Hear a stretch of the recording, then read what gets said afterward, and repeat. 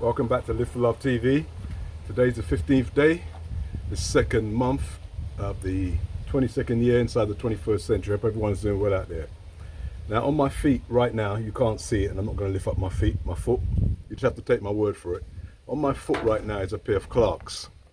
Now, the reason I'm mentioning that I'm wearing a pair of Clarks today is because Clarks has an interesting history, especially with Jamaican and Caribbean people. And I'd like to discuss some of that history that I know about. Now, we can start at Clarks where they start, which is in Somerset, the UK, in 1825. So in about 3 years' time, they'll be celebrating 200 years of their existence. But obviously, that's a long, long time ago, and we don't know how well they were doing from their inception. But what I do know, growing up in the UK, in the 60s and the 70s, my father, along with many other Jamaicans and Caribbean people in general, Clarks was the go-to shoe. Now, you'd go to Clarks and you'd get what my father would get would be like a dressing shoe Clarks, a leather shoe, a good solid shoe, strong shoe. This Clarks was known for their durability. Maybe like in those times, you'd have seen a Volvo car would have been the same. Their durability, their strength, and they had a little bit of style. They weren't really that stylish, but Jamaican men loved it, and their children all grew up on Clarks. If you come from those days, you'll know you didn't just walk in and ask for a pair of Clarks in your size. As you walked in, they'd get out the measuring thing for your foot. They'd measure your foot to get the exact size. They'd tell you if one foot was a little bit bigger than the other, and then you get the correct size for your feet. So I grew up on Clarks just like everybody else in those days. Now, we didn't know any history of Clarks at the time, but we grew up on Clarks. Now, as the time moved on, Clarks became associated with Jamaican Caribbean people, and that is quite amazing, because even though everybody was wearing Clarks in the UK, it wasn't like it was just black people that were into Clarks. A particular brand, a style of Clarks became popular, and they call this the desert boot, and later on the wallabies. Now these were suede uppers. These were shoes that were suede uppers. And anybody who knows anything about Clarks knows that those shoes were particularly made for old men when their feet became soft and supple. So old European white men would be wearing those shoes in their 70s and their 80s, because that's the shoes that they wore. It wasn't like the leather ones that my dad would wear. My dad's never wore a pair of desert boots or wallabies. So when Jamaican people started buying these particular shoes at any age, 21 years old, 18, we were buying them, 17, 16, it was a completely new thing that had happened. Nobody had seen, people couldn't really associate how young people were buying these shoes that were designed for old age pensioners. But Jamaican men, Jamaican people, Caribbean people see the styling of them, wear them and muggle them. And so that was what I knew in the late 70s, coming up in the 80s.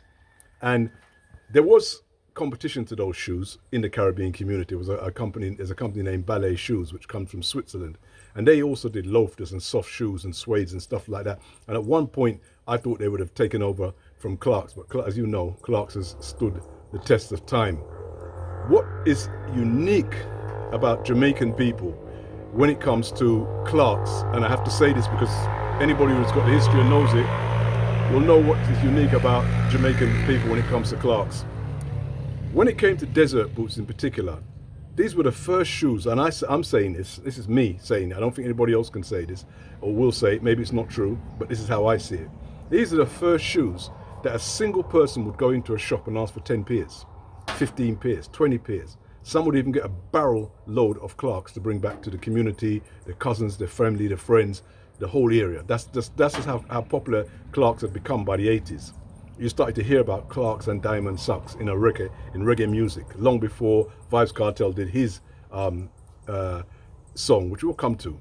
But it was going on, from the days of Burro Bant and those guys. They were DJing about a pair of Clarks. You have to have a pair of Clarks in your arsenal, and your diamond socks, which go together. So it's really amazing that people could. I mean, imagine you're a white assistant in Clarks. Maybe where are you, in Wembley or in Edmonton or Brixton or wherever, and somebody comes in and says, "Yeah, I want 20 pair of Clarks, all in the same size." Imagine that. You're sitting there thinking, what's going on here? Because people didn't used to do anything like that. You might buy, when you go back back home you might buy some vests, some t-shirts, some this, some that. But these were the first shoes that were universally liked by people in Jamaica, that you could literally buy anyone in their size and they'll be more than happy for it. So they were buying up the bar, as they say, literally buying out the Clarks. And obviously, when you do that, Clarks will see it and they start to change the colors and the designs. And then all of a sudden the price goes up to an unbelievable. Some of the most expensive Clarks you can get are now these desert boots, wallabies, bank robbers, the stars that you see the Caribbean Jamaican man them wearing. These are the ones that are the most popular, and these are the ones that are becoming the most expensive. And they weren't when I was first into Clarks. These were the cheaper versions of the Clarks, but they've become the most expensive that I can see. And it's amazing how this thing has gone around. Now we come to Vybz Kartel. He comes onto the scene and he makes a record about Clarks. Now from Vybz Kartel gets into it from the Caribbean Jamaicans perspective, gone through the stratosphere. I mean, it was already big already, but now it's gone completely through the stratosphere. When you're in the Caribbean, when you're in Jamaica in particular, you see children from 5, 6, 4, right up to 90, 100-year-old man wearing a pair of Clarks. Clarks is like the one thing that gives you some sort of respectability. Everyone has them. School kids have them. And I say this, and it's not serious, but I'm just saying this is, if you saw a naked man walking down the street in Jamaica, and he had on a pair of desert boots, Clarks, I'm sure everyone would say, "I'm a madman that man. You not see him Clarks? I'm a madman." Because the reality is, Clarks just gives you that respectability, gives you that visibility, and everybody wants to have a pair of Clarks. And it doesn't matter how your Clarks mash up, you just want another pair of Clarks, a different color.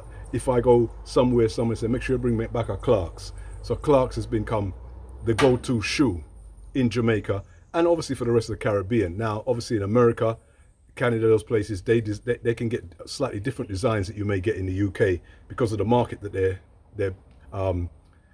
dealing with, because certain people are, different markets. In the UK, you don't get so much of the colors that you get when you go to places like America. They have a whole different set. Now, I know there's a lot of fake Clarks out there. People are wearing Clarks that look like Clarks, and they're made by, maybe some other company somewhere in the world, and people wearing them and stuff. But regardless, I don't know. I'm not out there looking at people's shoes to say who's wearing fake Clark, but the style is Clarks. And that's why I'm talking about it. I don't know of any other shoe, even sneaker, that has had this kind of impact on a culture. I've never heard of it. Timberland's had a massive influence similar to Black America to what Clarks has had to Jamaica. That's the closest I can get to it. But like I said, ballet was taking them on. Ballet shoes was taking them on in the 80s. I had a whole heap of them, so I can also say that I did prefer my ballets. I find them a little bit more comfortable than the desert boots at those times and the wallabies. And Ballet is a company that started in 1851, which is 26 years after Clarks had started. Who started the loafers, the soft shoe side of their shoes? I don't know. That somebody else can do that video. I have no idea. But I just thought I'd touch base with you with the Clarks shoes. I've got a pair of Clarks on. They're not desert boots. They're not wallabies, but they're a different soft shoe of Clarks.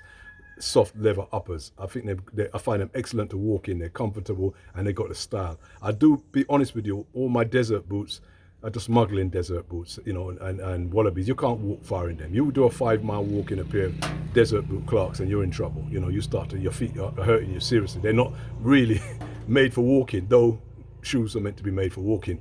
But anyway, just a little bit of history with Clarks, Jamaica, the Caribbean, and black people in general. Take care. See you soon. Live for Love TV. This is Live for Love TV. Live for Love TV. Yes, I am. One step more. One step more. One step more. Until you reach your goals. One step more. Save them soul. One step more. One step more. How good it is to reach the Live for Love TV. This is Live for Love TV.